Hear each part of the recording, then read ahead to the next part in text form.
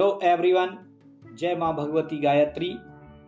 श्री विदुर आश्रम परिवार के इस प्लेटफॉर्म पर आप सभी का हार्दिक स्वागत है।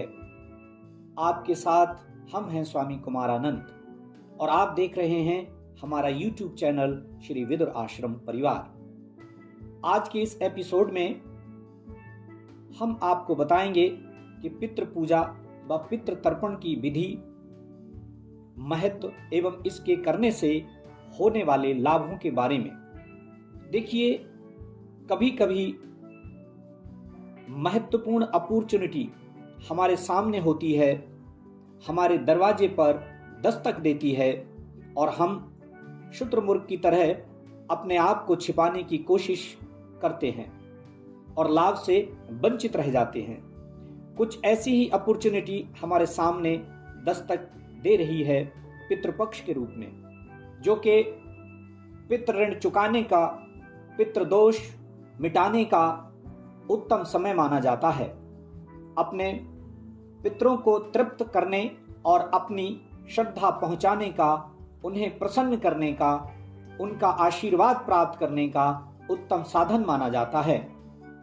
पितृपक्ष में श्राद्ध, तर्पण और दान कर्म किए जाते हैं। अपने पूर्वजों से प्रार्थनाएं की जाती हैं और उनके प्रति आदर व सम्मान प्रकट किया जाता है। श्रद्धालुओं के लिए ये एक शुभ अवसर होता है जब वे अपने पितरों, पूर्वजों व पुरखों का सम्मान करें, उनके प्रति कृतज्ञता प्रकट करें, उन्हें श्राद्ध, तर्पण, दान और भोजन से तृप्त करें। पितृपक्ष में जो भी व्यक्ति अपने पितरों को स्मरण करता है, उनके प्रति सम्मान व्यक्त करता है, उनके नाम से श्राद्ध करता है, तर्पण करता है, पिंडदान करता है, भोजन इत्यादि का दान करता है, तो उसके बड़े से बड़े कष्ट, दुख, क्लेश, विघ्न दूर होने लगते हैं। पितरों की आत्माओं में देवतुल्य शक्तियां होती हैं, जिससे वो अपने वंशजों के बड़े से बड़े कष्टों का निवारण कर सकते हैं।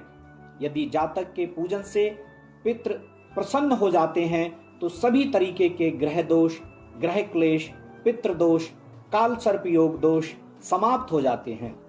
पितृपक्ष में 3 चरण होते हैं। पहला चरण पिंडदान का है, जिसमें चावल और जौ के आटे में काला तिल, बकरी का दूध, घी, चीनी, शहद, गंगा जल मिलाकर पिंड बनाकर उन्हें पूजा जाता है।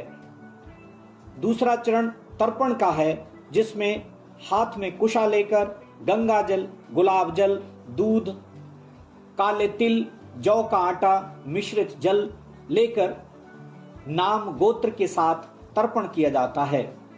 तीसरा चरण ब्राह्मण भोजन यानी दान। पितृपक्ष में जिससे पूर्वज, पितर या परिवार के सदस्य के परलोक गमन या स्वर्गवास होने की तिथि याद हो, तो पितृपक्ष में पड़ने वाली उक्त तिथि को उनका श्राद्ध कर्म करना चाहिए। यदि किसी कारणवश तिथि याद नहीं है तो सर्वपितृ अमावस्या को श्राद्ध कर्म करना चाहिए। पितरों की पूजा किसी ब्राह्मण द्वारा कराएं तो अच्छा है, यदि अभाव में स्वयं कर लें। श्राद्ध कर्म के बाद ब्राह्मण व गाय, कुत्ते, कौए, मछलियों एवं चींटियों को भोजन अवश्य कराएं। श्राद्ध पूजन कर्म दोपहर के समय प्रारंभ करना चाहिए। पूजन के पश्चात विधि विधान से तर्पण करें।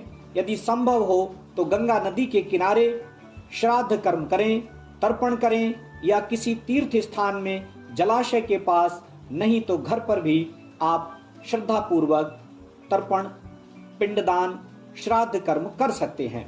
भोजन के बाद श्रद्धा अनुसार आप दान दक्षिणा अवश्य प्रदान करें।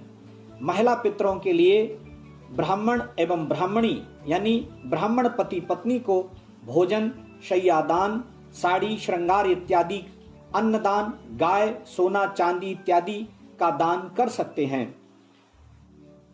ये सभी दान आप अपनी श्रद्धा अनुसार ही करें। पितरों का स्मरण करते हुए जाने अनजाने में श्राद्ध कर्म में अपनी भूल चूक की माफी मांग ले।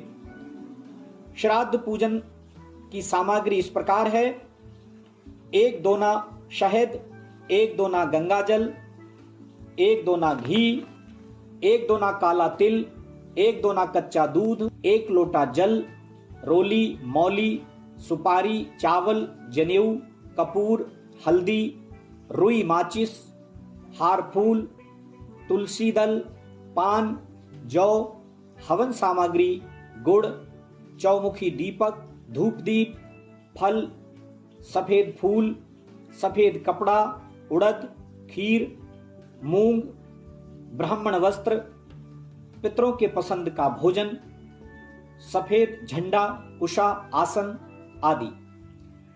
पुराणों में बताया गया है कि पितर रस और गंध तत्व से तृप्त होते हैं। हवन के माध्यम से जलती हुई अग्नि में, जो कि गाय के गोबर के उपले और आम या पीपल की समिधाओं से तैयार होनी चाहिए, उसमें गुड़, घी, अन्न मिश्रित सामग्री से आहुति अर्पित करते हैं तो इससे गंध निर्मित होती है। इसी सुगंध के जरिए पितृ अपना भोजन ग्रहण करते हैं। गायत्री मंत्र या पितृ गायत्री मंत्र से हवन करें। ये मंत्र आपको डिस्क्रिप्शन बॉक्स में मिल जाएंगे। फिर आप तर्पण करें। पितरों को जल देने की विधि को तर्पण कहते हैं। कुशा को हाथ में लेकर सफेद फूल भी हाथ में ले लें।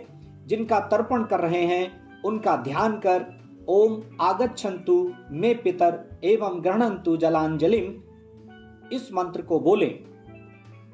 मंत्र बोलने के बाद उनका नाम, गोत्र, अपना संबंध मेंशन करें कि वो रिश्ते में आपके क्या लगते हैं। फिर आप ये मंत्र बोलें, एषाम न पिता न भ्राता न बंधु नान्य गोत्रे न सर्वे तृप्ति मखिला याम तु मयात एथै कुचैस्तिलहि तृप्त्यतः तृप्त्यतः तृप्त्यतः। इस मंत्र को बोलते हुए पितरों को अंगूठे की तरफ से हाथ में कुशा पकड़कर जल में काले तिल और जौ डाल करके आप कम से कम 3 अंजलि जल इस मंत्र के द्वारा अपने पितरों को अर्पण करें। आप अधिक भी कर सकते हैं। जल देने के बाद आप निम्न मंत्र से नमस्कार करें।